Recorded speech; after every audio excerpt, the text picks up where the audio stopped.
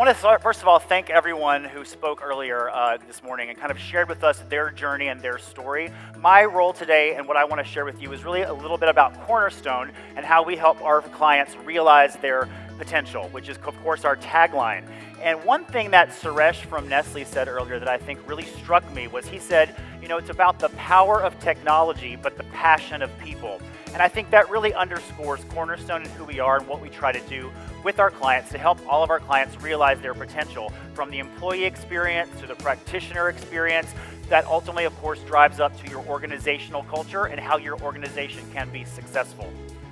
So I want to share with you a little bit about, again, kind of the Cornerstone story and who we are. And Frank, who is the SVP of our APJ region, he says, the best companies in the world create amazing experiences and empower employees to realize their fullest potential at work and at life. And that, I think, couples along with what Suresh said earlier, power of technology, because we believe that we have truly the most modern and advanced and best technology to help you drive the best candidate experience, the best employee experience, the best administration experience, but also the best learning experience, of course, for our employees, because we know that the war for talent management truly is about keeping people engaged, keeping people in your organization, growing them, making them successful, developing them. That's the way we want to kind of approach our employee experience. That's the way we, as practitioners, need to make sure that our employees stay with us and we retain the top talent. So what is the employee experience? So we definitely define this as connecting with people, as connecting with process and technology,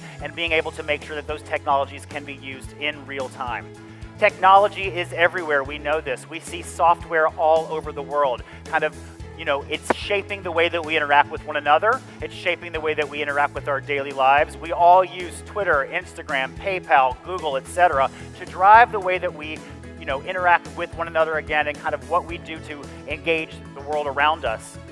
And also in terms of using those technologies, we know that personalization is critical, right? So we have lots of different apps really help drive this personalization. We all use these kinds of technologies, these applications all the time, every day.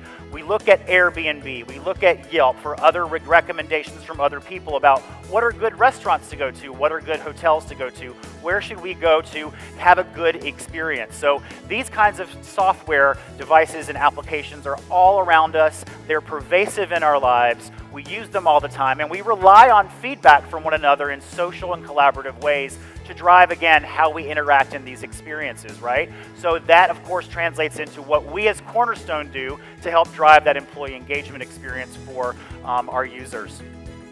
Tell you a little bit about Cornerstone and kind of our trajectory and who we are and how we've come to be.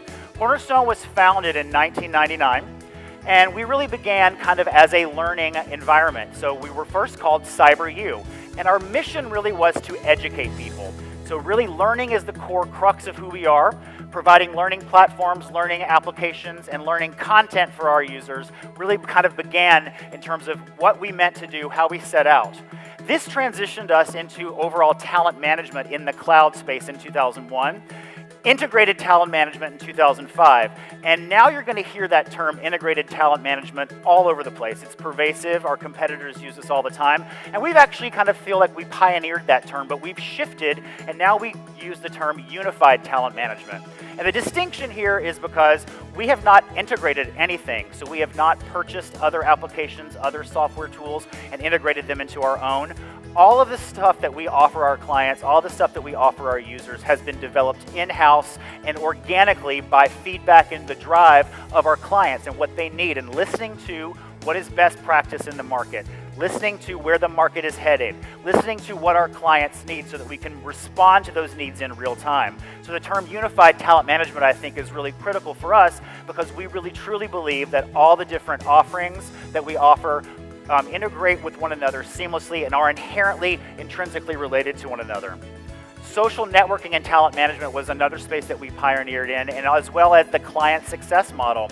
Now that's pervasive in most cloud or SaaS organizations, is kind of having that client success model, but that's something that we truly pioneered. We have a strong footprint in that space, a lot of different people working in that area to make sure that you as clients and you as potential clients become successful in everything that you do when you engage with Cornerstone.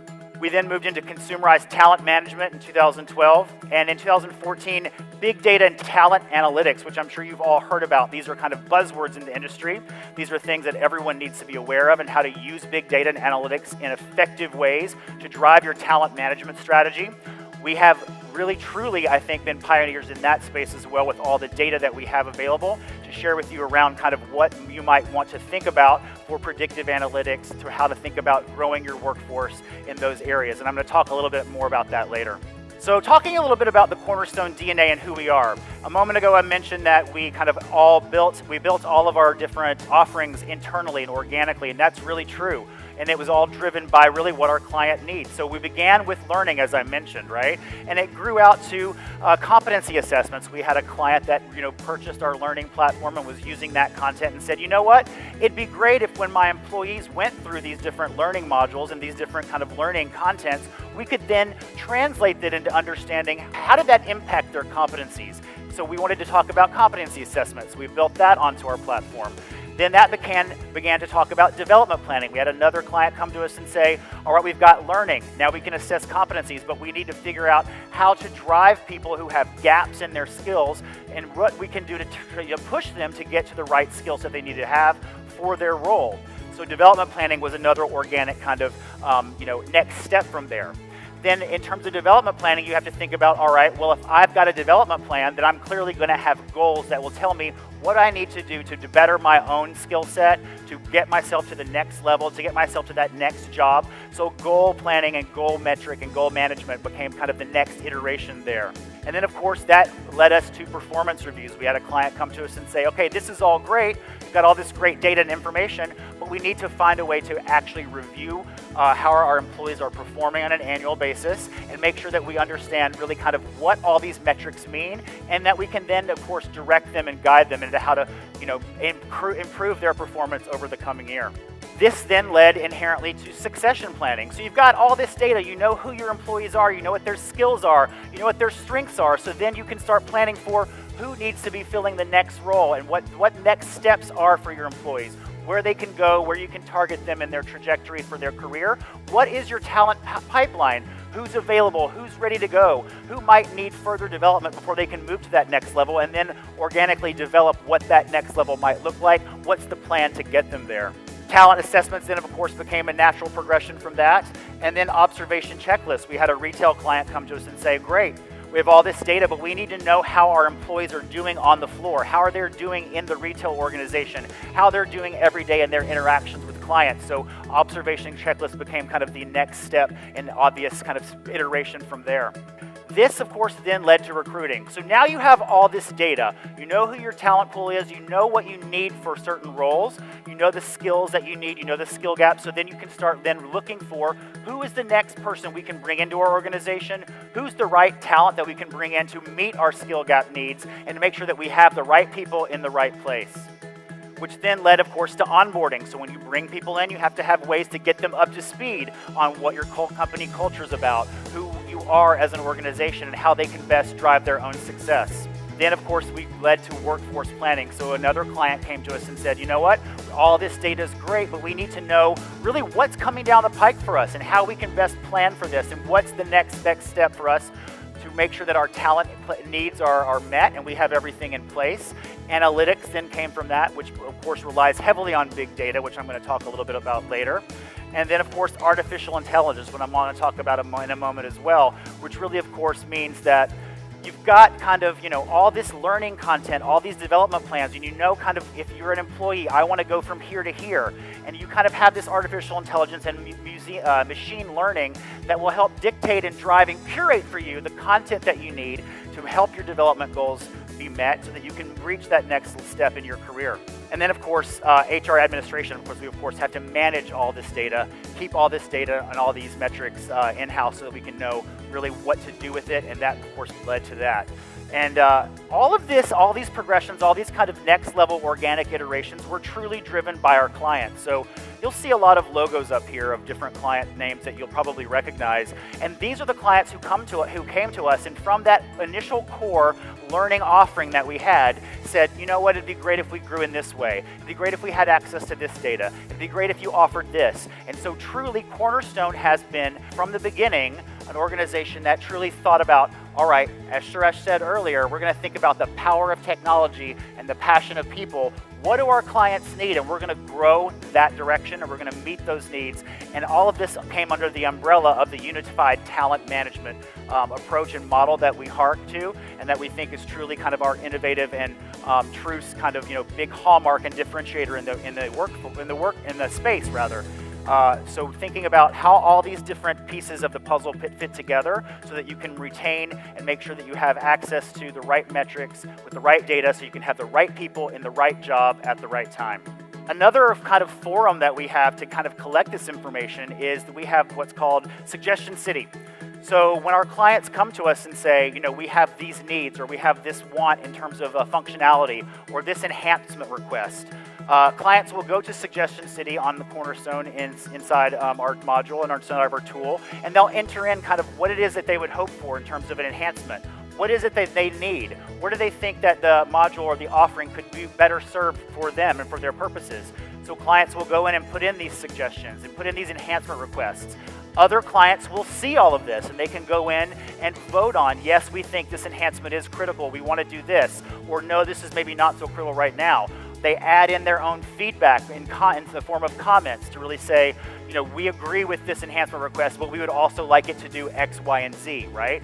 So over the last year in 2016, we had 270 different suggestions given to us by clients in Suggestion City that we actually enacted and had come out as true enhancements within the Cornerstone module. So again, we are organically always listening to the needs, not only of the market and where the market trends are dictating that we go in terms of what we offer, but really what it is that our clients need. What do they want? Because we want to make sure that we're responsive to you first.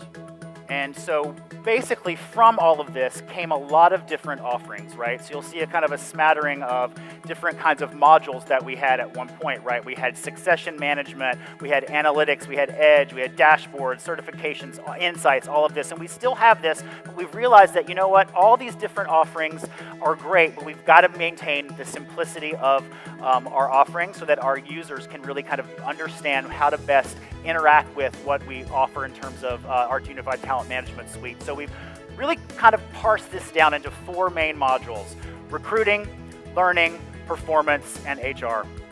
And I want to drive a little bit and talk a little bit about kind of how all of this integrates with one another and how that can help you kind of make sure that your technology drives the engagement of your employees. So we know that employees want to say they work for a company that they respect. Employees want to say that they work for a company they are proud of working for, and that they have a social responsibility and mission kind of component of that. We know employees inherently typically want to stay in a role and get developed in that role, and they want to strive to do their best. They want to strive to achieve better. They want to strive to achieve that next level. They want to be developed. So how does technology drive that? And let's explore exactly how we do that. So first of all, I would like to talk a little bit about learning. So again, as I mentioned earlier, learning is kind of the core crux of kind of where Cornerstone began, and everything else has kind of been built off of that. But we want to make sure that learning never gets kind of replaced as a central core and central tenet to not only what we offer, but what we think is best for the culture of our organizations that we serve. Building a culture of learning and development is critical. And I think I saw a statistic recently from a study by Deloitte that said in 2016, the CEO's number one talent concern is learning and development. I think 71% of CEOs put that at the top of their talent management priority list for the year. So I'm sure that there'll be a new update to that in the next year, but I don't expect that percentage to really fall. I expect it to increase. If you've been thinking about or paying attention to white papers or trends out there in the human capital talent management space, it's all about learning and development, which is of course integrated with performance reviews, right? So keeping people engaged, giving them opportunities to develop themselves, providing them with all the different resources that you can so they can meet their development objectives is critical. And you have to have that culture of learning and development in place. And Cornerstone can help you do that either by looking and accessing content on a laptop or a desktop or a tablet or a mobile application. We have all that functionality. And the Cornerstone Learning Suite in 2016 had 360 different registrations of courses, so people going out and signing up for different classes within our suite, and 1.3 billion hours of content viewed. So truly, learning is still the critical core of what we do and who we are, and we want to make sure that our clients and our users and your employees and you as practitioners are engaged to offer that best-in-class service in the most modern way. We also need to think about, what does learning look like today? Learning has evolved over the course of the last 10, 15, 20 years, right? Back in the mid-90s, really it was all about classroom training. So you would go to a course somewhere, you would attend a conference, you would all go into your corporate headquarters and go through some type of training, right? That was really the only thing that was offered. Then we kind of went into e-learning. So a lot of companies were thinking, you know what, it's really expensive, it's really time consuming to have people come from all over the world to go through training courses or certification courses. So let's think about what we can do to supplement in-person learning. And that, of course, led us to e-learning. So e-learning kind of came on the rise and people began to supplement in-person training with online courses, then realizing that, you know what, they complement one another. So making sure that you have the access to the traditional instructor-led type of learning, but also that you as an employee can go out and have access to courses on your own time as you need them. And as that time approaches where you think, you know what, I need to learn this skill here, I have access to do that on my own in my own real time. So that blended learning concept truly emerged. Now we have social learning. So I think I saw another statistic recently where it said something like millennials, 82% of millennials believe that collaborative and on-the-job learning is the best form of learning, right? So we have a client, for example, that really kind of engages in that way. It's a retail organization. And what they do is the managers of the different retail organizations will go into our learning management suite and type in different role play scenarios of examples when they've had clients that they had to deal with or customers they've had to deal with in person that have been difficult, or employee relation scenarios where they've had difficult conversations with their employees and address behavioral or performance issues. And so they type up these different scenarios, then everyone gets together and talks through, how would you have handled this differently? What would you have done in this scenario to make it better? And they all kind of collectively learn from one another, learn from each other's kinds of issues or that they experience, and kind of all help one another to be better. Social learning, on-the-job learning through maybe skill assessments or job rotations or giving someone a special project. These kinds of social learning collaboration tools are becoming more and more increasingly popular, as well as crowdsourced learning. So we all, go on YouTube and maybe watch a video about how to do something, or watch a TED Talk, or go on LinkedIn and you'll see people reposting blogs or articles all over the place. So this type of crowdsourced learning from people that you trust, people that you feel are good influencers or mentors, is increasingly popular as well. So the evolution of learning is something that we've been paying attention to, and that Cornerstone has evolved in tandem with to make sure that we keep in touch, of course, in abreast of what's happening in the marketplace. But learning itself has evolved as well. So, your learning used to be all about training. You'd have to go to a training because it was compliance-centric, or you'd have to do it to kind of meet some kind of goal that was given to you by a manager or by your organization.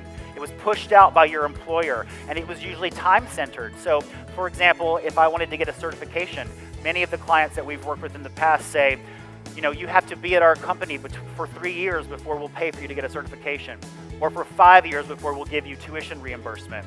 And they're all formalized kinds of learning concepts, right? So kind of more formal instructor-led courses, or going on to perform a certification, taking a test, and achieving a passing score.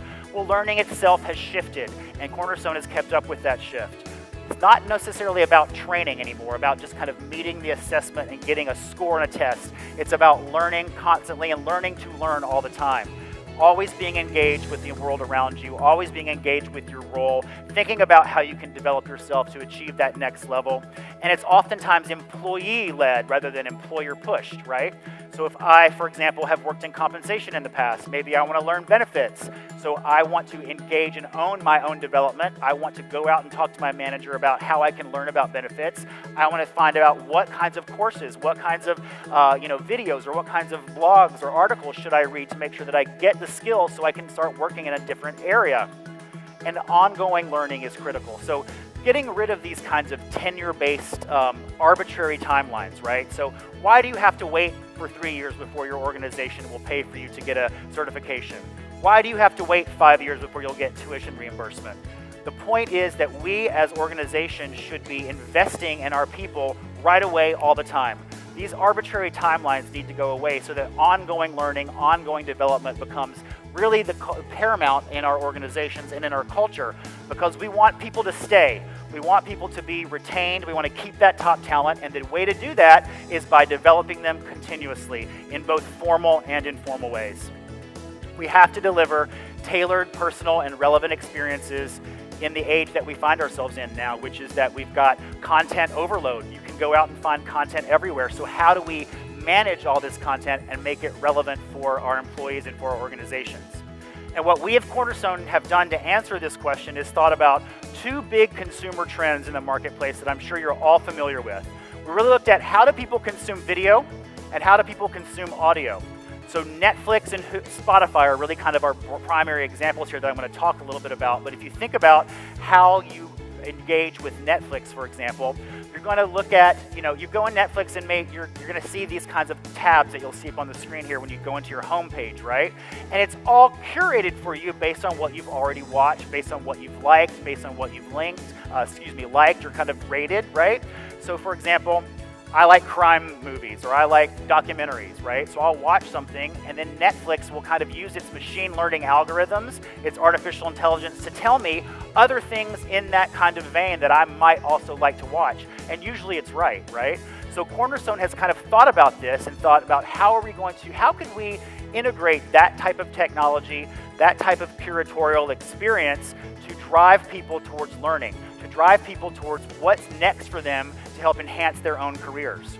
Spotify is a great example of how people are curating what it is that they're learning. So if you go on Spotify, for example, and you listen to a certain type of playlist or a certain type of music, Spotify will then kind of cultivate, what it is that you like. You can share your playlist with your friends. If you think, my friend John has great musical taste, and I know he likes this type of music. I'm going to see what he likes so I can learn about other types of musicians in that category, right?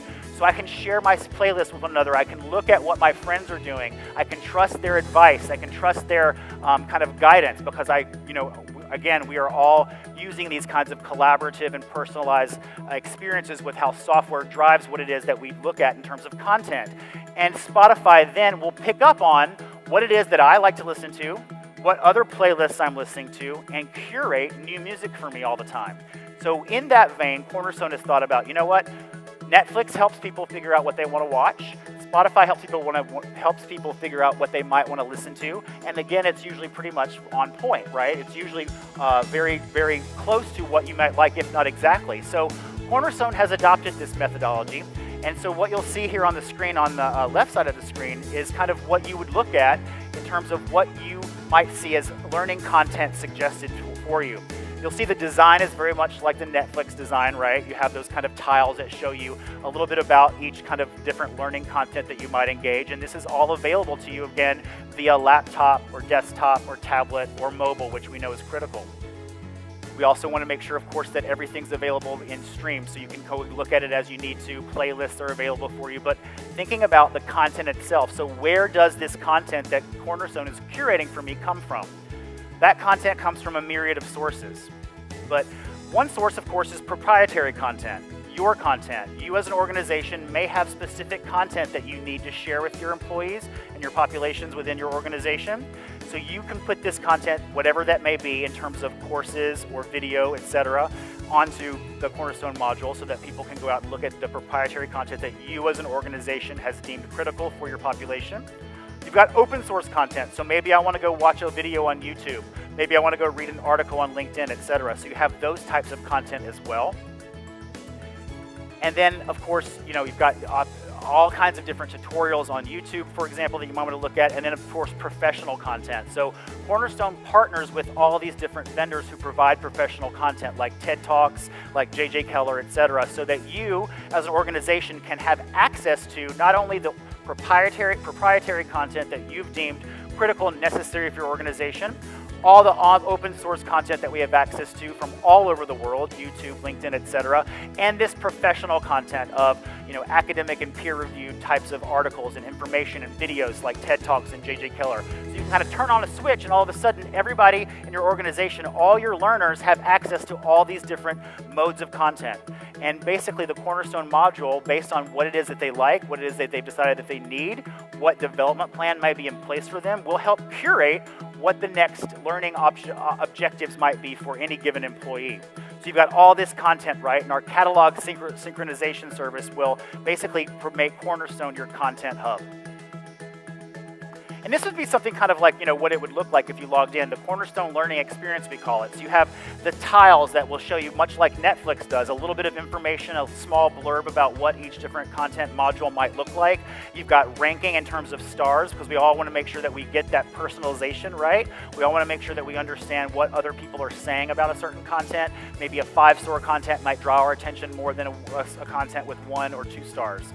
So all this type of different offering is available to you, as well as everything is always responsive, right? So regardless of whether I'm looking at it on a tablet, if I'm looking at it on a phone, if I'm looking at it on my laptop or a desktop, I've got the access to all the different content responsive in the most modern way possible, and with access at my fingertips whenever I as a learner deem that I need that access.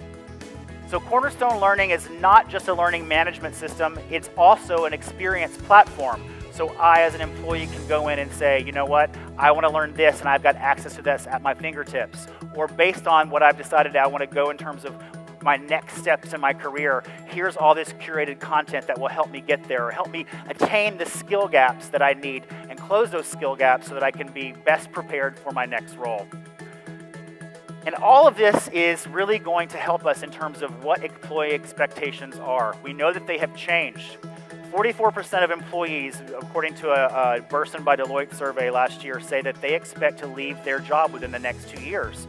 And this harkens back to, again, what Suresh said earlier. Millennials are changing their job every 4.6 years, I think was the statistic that he mentioned. So 44% of people, millennials that were surveyed by Burson said, you know what, in the next 2 years, I probably will leave and go somewhere else. 63% of the same people surveyed said, you know what, my skills are not being developed. Maybe they wouldn't leave if their skills were being developed or they had access to formalized development plans. And 29% say they feel that they have no control over their career path. So by helping enabling learning, by instilling a culture of learning and development, you can help mitigate a lot of these kinds of pain points and help meet the expectations of employees who know that maybe they want to stay, maybe they would stay longer if they had the opportunity to grow and develop their career within your organization. So being cognizant of that, being aware of that, and making sure that you offer people the right type of learning experience is critical, because learning and performance are inherently linked, right? So we know that the secret weapon to ensure engagement and win the talent war for people, to retain people, is truly by making sure that you give them the opportunities that they need, the opportunities that they want to grow themselves, to develop their own careers. And one way we do that in Cornerstone is by assessing competencies. So if I have a certain job, then I know what my competencies are for that job, and I can kind of use this competency assessment model to track where are my skill gaps, what do I need to maybe beef up so that I can get that promotion, so I can move to the next level, so I can kind of have the next roll down in terms of my career. Development plans are also critical, right? So I've decided that I want to, or I have some kind of areas that I need to develop in terms of what my own personal skills or gaps are in my role, and before I move to the next level, maybe I have to attain some more skills, some more knowledge. So formalized development plans help me do that. They map out exactly what I need to do to get to where I want to go, and then in the Cornerstone platform, can kind of track that.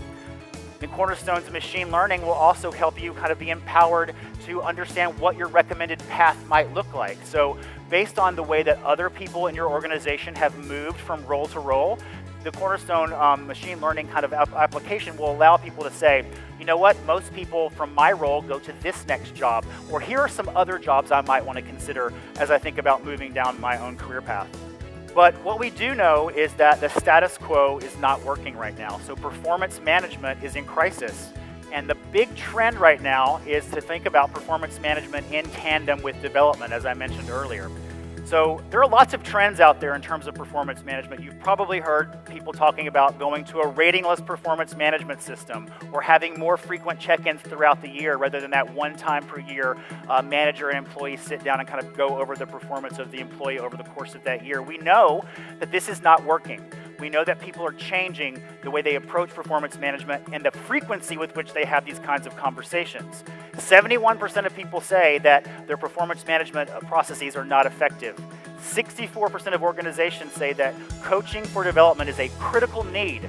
And 52% of organizations say that we've got to start linking the individual performance goals to our organizational goals so that we can be successful, so that we can, again, keep people, make sure that they're successful, so ultimately our organization will be successful as well. And performance management, as I mentioned, is becoming more and more a critical topic. It's a hot button issue out there. So maybe going ratingless does not work for your organization, but the frequency of conversations with which managers and employees are having to talk about their employees' performance is increasing. This is a trend that we don't think is going to go anywhere, right?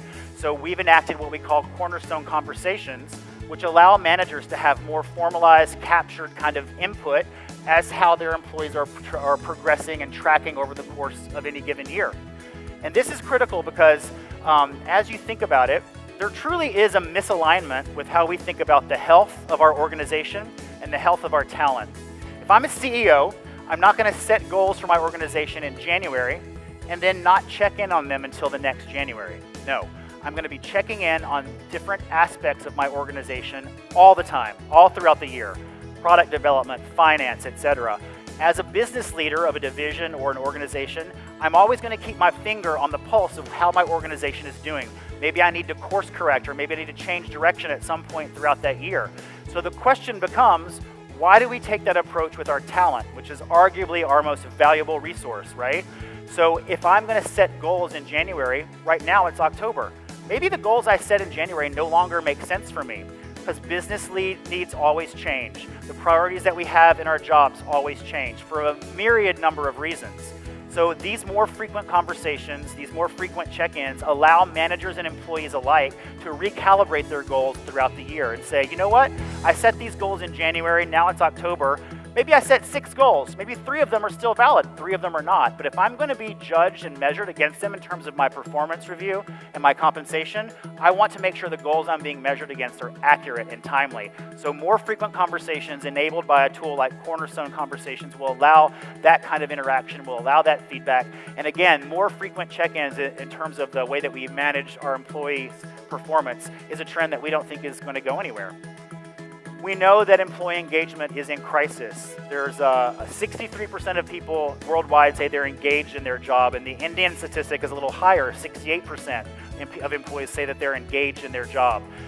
These are not high enough numbers. So what are we going to do to fix that? We have to engage our employees. We have to give them development and learning opportunities. We have to constantly be able to check in with them about their performance, their needs, and make sure that we strategize about giving them the best talent experience that we possibly can so we can retain the best talent. And we do offer tools to help you do that.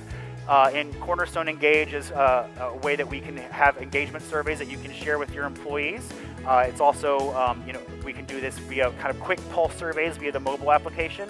So there are lots of ways that we can help you check in throughout the year on the general employee engagement of your organization. I mentioned earlier big data, and this is something that we really are looking at, really kind of putting a lot of effort and resources into in big data and data analytics. We've got 3,000 clients, 32 million users. We operate in 192 countries and in 43 languages. So we've got access to a lot of data, and we use that data in many different ways. To predict compliance, you can use this to predict learning popularity, so what learning content might be best suited for your organization and for certain different populations.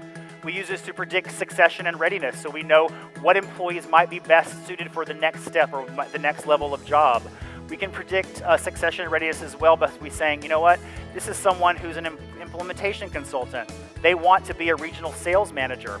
We've had 24 people in our organization go from that job to this job And it typically takes someone between 2 and 10 years. On average, it takes them 4 years.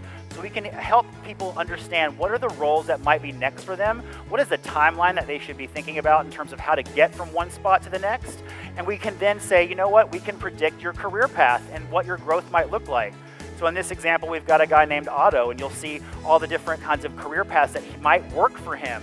And these different lines and the thickness of the line indicate the more frequency someone has moved from this job to the next. So what job might be best suited for this employee? And then thinking about how to develop action plans to make sure that they can figure out what it is they need to do to get from job A to job B.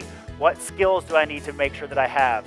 What do I need to do to make sure that I get there? Development plans I'll work on with my manager, and we'll check in consistently to make sure that I'm progressing against those goals. Also, as a manager, using these predictive analytics capabilities, I can recommend successors. So if I've got someone who's maybe being promoted and I need to know who's going to fill that person's job, or someone who's left to go to another company, who am I going to use internally to fill that person's job? Well, maybe I know a handful of people in my organization that can do that, but predictive analytics and our different benchmarking software and the way that we use big data can say to that manager, you know what? You've got these 5 people that you know of, but here are 10 other people that you may not know of who are ready for that job, and maybe you should be considering them as well. And another way that we use big data is benchmark. And benchmark is the way that you as an organization can compare yourself against other organizations of the similar size, scope, or industry. So you can say, you know what, typically the tenure of someone in my organization or organizations like me is 3.5 years. We have 86% of training completion rate. So we can kind of compare yourself in many different ways to other organizations of the similar size and scale of your own using those big data predictive analytics that Cornerstone has. And so with that, I'm just going to wrap up and say, you know, thank you to all of our customers and partners. Right now, like I mentioned a little bit earlier, we've got 130 customers across the APJ area with over 2 million users, 285 employees Cornerstone has across the region in 7 different countries and 8 offices. Particularly here in India, we have 540 different customers. Now, some of those are India-based, some of those are global companies who have an Indian presence. We have 150 employees here in India alone in 3 different offices, and we've been here in India for 6 years.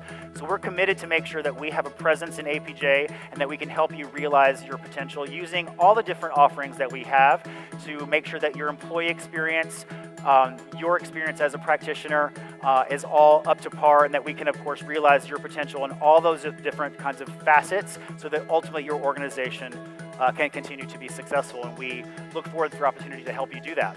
So with that, if we have any questions, happy to take them. Good afternoon. My name is Dr. Santosh. I work with a company called CG Power. Earlier, we were known as a Crompton Greaves Limited. So my question is related to the benchmarks that you mentioned. Yeah. So for benchmarks, basically, you need to have data of the peers. Yeah. And how do you actually get this data if there is a confidentiality clause actually is inbuilt? Well, so it's not, so the data that we have is all based on the clients that we have in the region, right? You can access that by matching yourself against certain industries or different scopes in terms of revenue size or the geographic footprint or number of employees, et cetera. And you won't be able to see exactly what are the companies and who it is that you are comparing yourself against. You'll get kind of a sample size, but it won't be anything specific. So you'll say, in general, you've got 5 companies that fit these parameters, and here's the data around those companies. Yeah. So it's not, we're not like, you know, sharing your data. We're not sharing information around you. It's very at a high level. It's aggregated based on, you know, other factors, but it wouldn't be kind of, you know, this is this company's information. This is how many employees they have. This is what their retention rates look like. It's not down to that granular level. It's more high level and aggregate. So with that, I'll say thank you so much. I appreciate your attention. I know it was a long morning, and I hope you learned a lot. I certainly did, and I hope that you'll have a good rest of your day, and thanks everyone for coming and for your attention.